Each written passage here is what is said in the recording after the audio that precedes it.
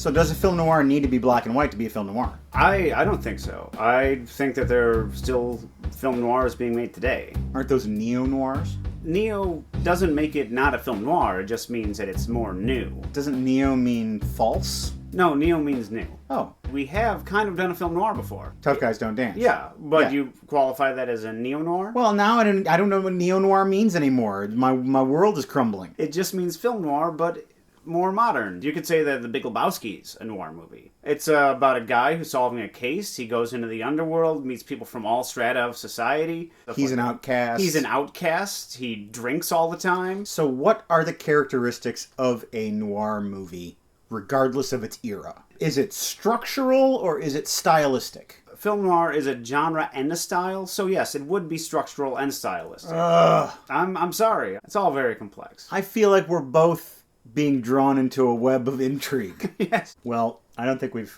arrived at an answer yet, and I don't know that we will. No, I don't think so either. Roll credits. I've got a bunch of movies that I've never seen before. You don't know what they are. Every episode, I'm going to spring one on you. We'll watch it and talk about it. Welcome to the basement. Up until Halloween, we're watching genre pictures here on the show. Craig has been drawing them at random from these sealed envelopes, and last time he picked Outlaw Biker. The biker genre has been a staple of B pictures and midnight movies for over 50 years. Tonight we rev up our engines and ride off with a man who is not only a B-movie legend, a schlockmeister if you will, but also possibly the single most important cinematic mentor of the past 50 years. That man is Roger Corman. During his tenure at American International Pictures and later with his own company, New World Pictures, Corman jump-started the careers of such film legends as Bogdanovich, Coppola, Scorsese, Ron Howard, Dennis Hopper, James Cameron, Jonathan Demme, and Jack Nicholson, among many, many others.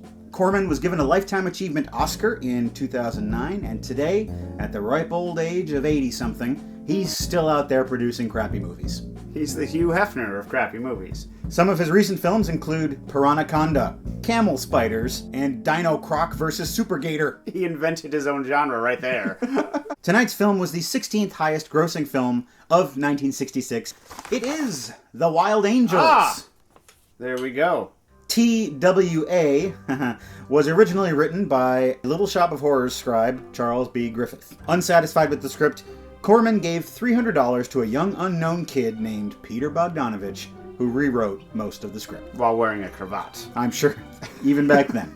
Critics were divided about the film. Leonard Maltin called it okay after about 24 beers, while novelist and cultural critic Joan Didion said about the film, quote, "There on the screen was some news I was not getting from the New York Times. I began to think I was seeing ideograms of the future." J. Diddy. J. Diddy. Actress Laura Dern, daughter of Bruce Dern and Diane Ladd, two of the stars of this film, was conceived during the production. It's always a coin flip when it comes to a Corman movie. It's either going to be a lost classic or it's going to be a Roger Corman movie. So I guess we'll know in about 95 minutes how that turns out. You know, Craig, I like to think of the cast and crew of this show as a biker gang. I, of course, would be the president of the MC. Tona is my vice president. Ernesto is my sergeant-at-arms, and you also have a role in this organization. That's right. I'm the ass kicker. You've got an ass, I'll kick it. Bring it on over. The ass kicker's not supposed to ask people to bring their asses to him. You go out and kick the asses. I got a lot of asses to kick today. It's easier if they all assemble. Get your motor running. Head out on the highway to the old leather couch with us as we watch The Wild Angels.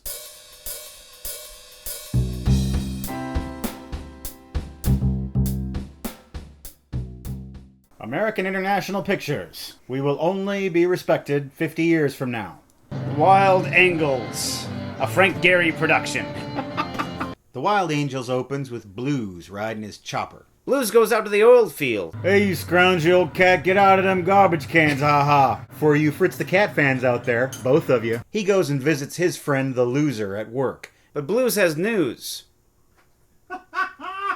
The Loser's lost bike has been found in a city called Mecca. And they go back to his house. Hey, have you impregnated Diane Ladd yet? And his old lady, Geish. His old lady hassles him about losing his job, but he doesn't care because he's a Hell's Angel from San Pedro.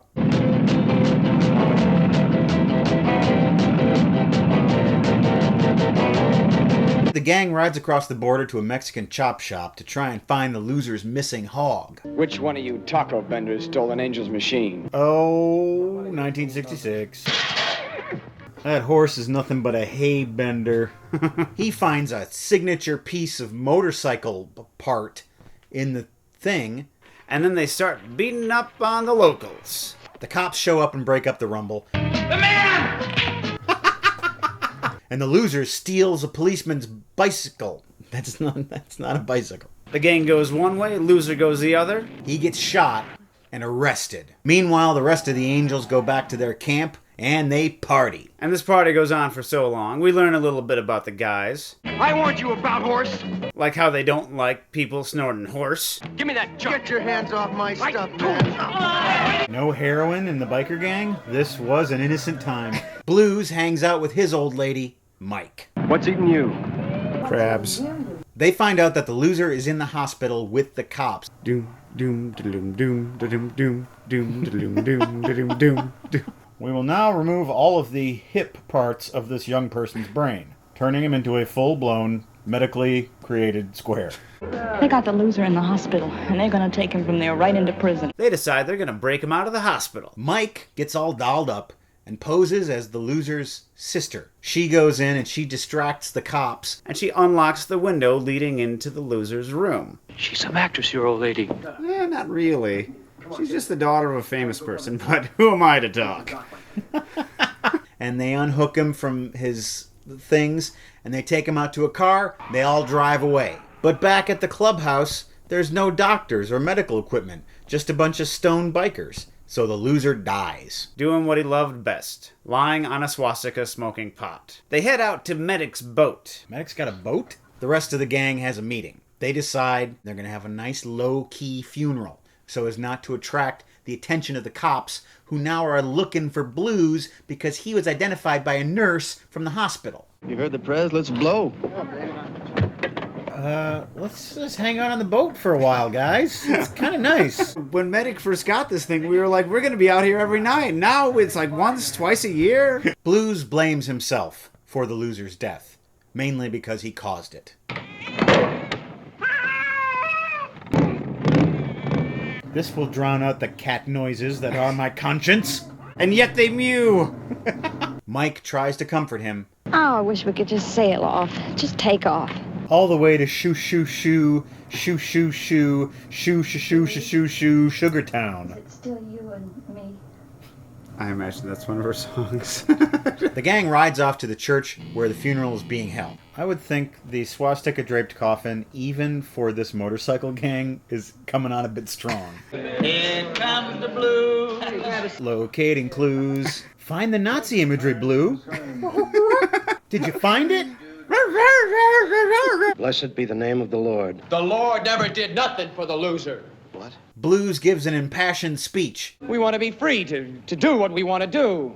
We want to be free to ride our machines without being hassled by the man. And we want to get loaded. All right, you've convinced me. And all hell breaks loose.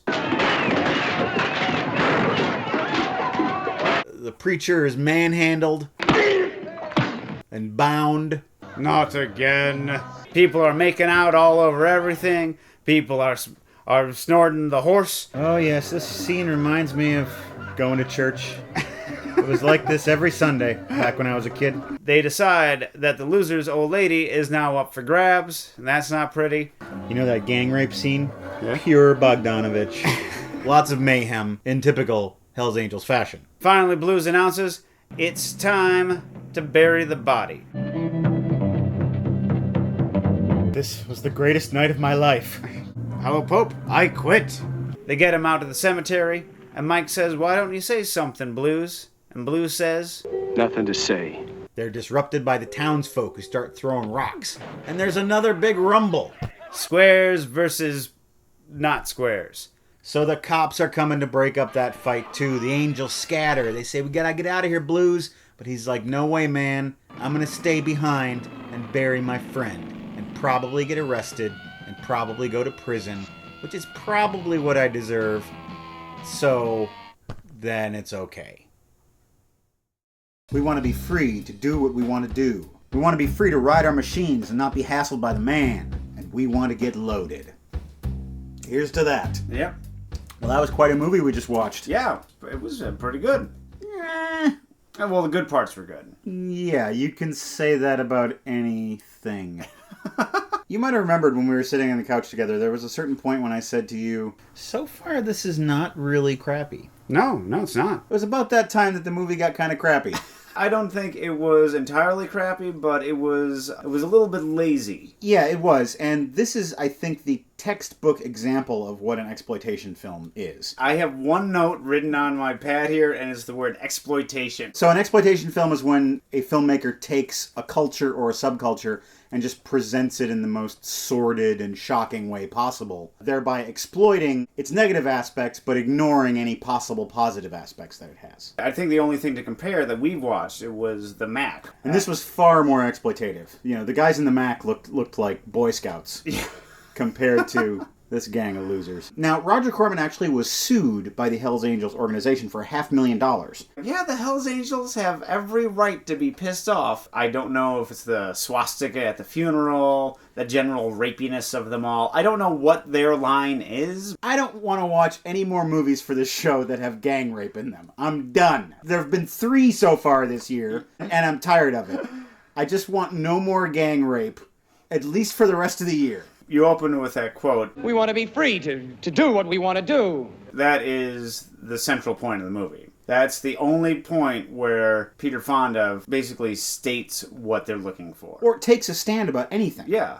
And now, is that the message of the movie? If it's not the message, it is the rationale for why they do the things they do. Okay, it's a message. Yeah, it's an amoral message, but it's a message. I don't think it's an amoral message in and of itself. It's an amoral message in the context of everything else that happens in the movie. Yeah, because a lot of people at the time were wanting to be free, sure. to be hassled by the man. Well, the entire 60s counterculture. Yeah. I mean, that's basically, a mission statement for that. I don't think this movie represents that. The fact that the cops weren't assholes in this movie should tell us something about it. Maybe it was just done too soon. Maybe it was still a couple years out before everyone started seeing cops as pigs who jump on each other. I think this movie is exploitative to a degree that verges on social irresponsibility.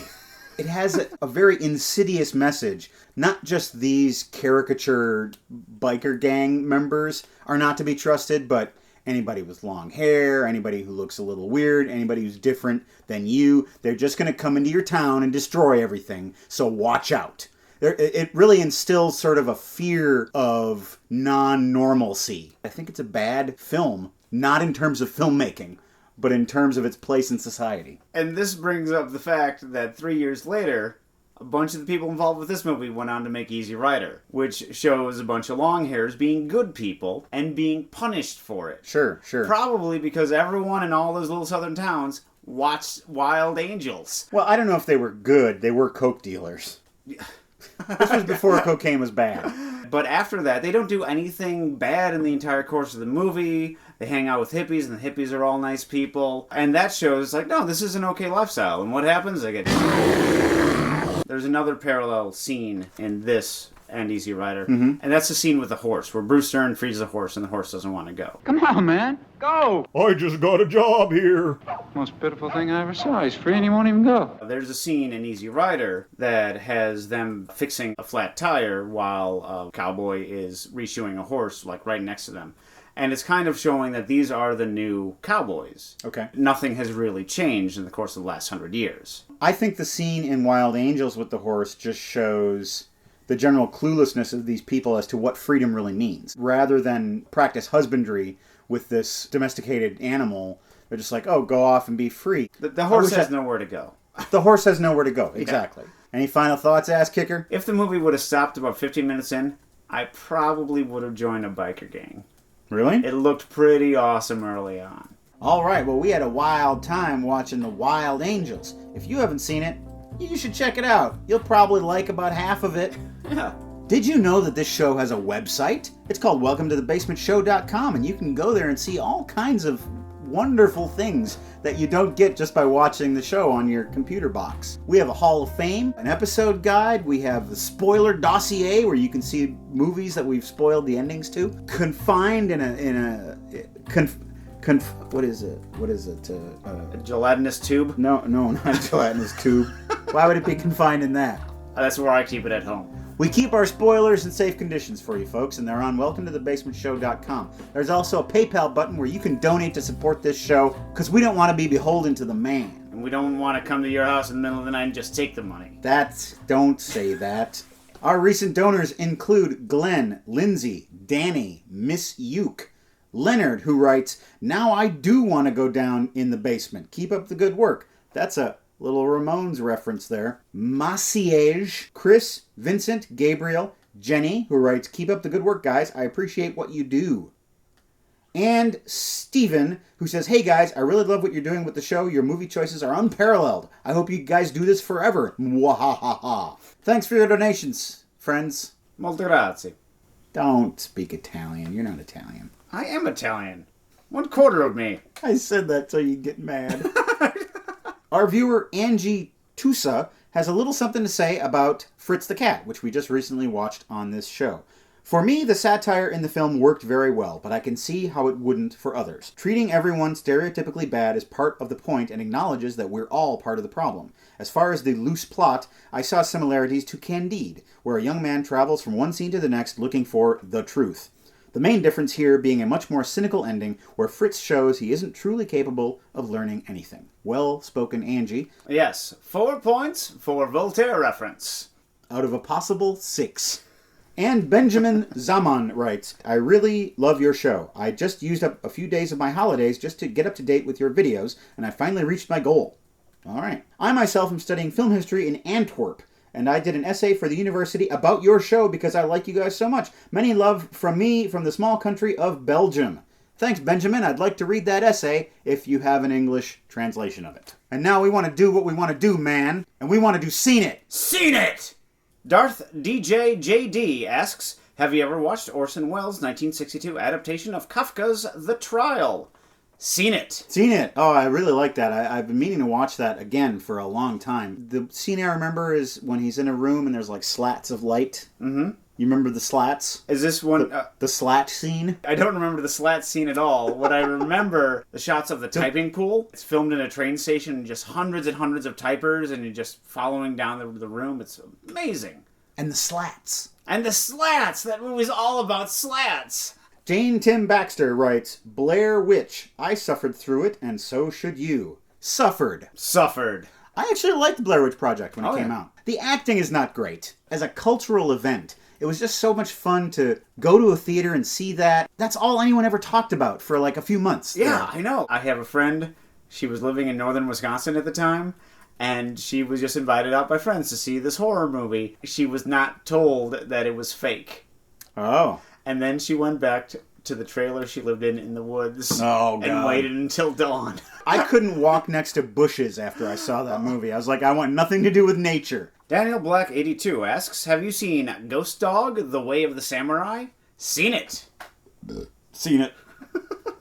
I'll tell you what happened to me. I rented Ghost Dog and I put it in my DVD player and started playing it. There was some glitch that happened and it started playing the version of the movie that only had the music, so there was no dialogue.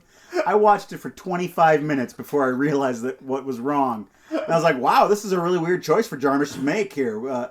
To have these scenes where people are talking but you can't hear them. But if anyone's going to make that choice, it'll be Jarmusch. If it wasn't a Jim Jarmusch film, I would have known right away that something was wrong, and I would have stopped it and started it over, but I felt very foolish. It's really well done and kind of creepy and fun. Never in any other movie will you hear an Italian gangster singing a Flavor Flav song. The Atomic Ewok says, "Watch the movie Monty Python and the Life of Brian. It provides a perfect and comical example of how most religions begin." Seen it. Now, I know this is your favorite Python movie. The two contenders are this and Monty Python and the Holy Grail. And I think this really works better as a cohesive movie and a cohesive story. But if you're talking comedy, Holy Grail wins. It is funnier line for line. I think Holy Grail has higher points of comedy, but I think Life of Brian is more solid throughout. I think more of the comedy hits. There's just whole scenes in Holy Grail that I don't find funny at all. There's not one scene in that movie I don't find funny.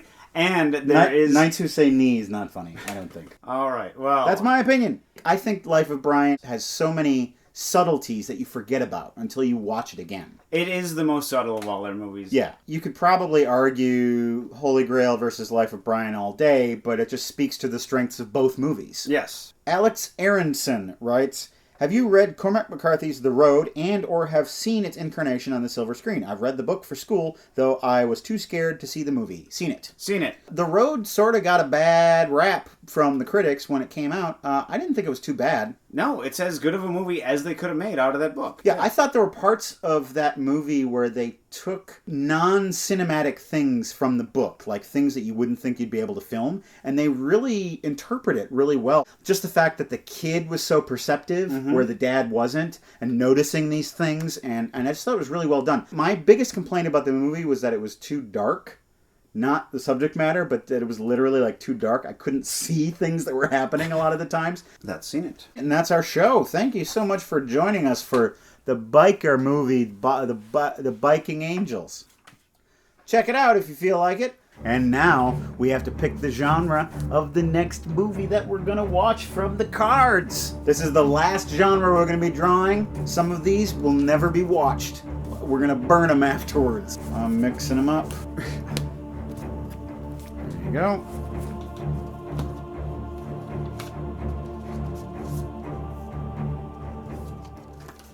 Gangsta. So next time we're going to be watching a gangster movie. Thanks for joining us. Go to welcometothebasementshow.com and good night.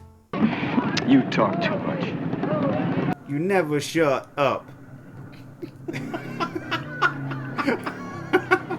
I never thought I'd hear you quote Run DMC on this show. And we want to get loaded. Yeah!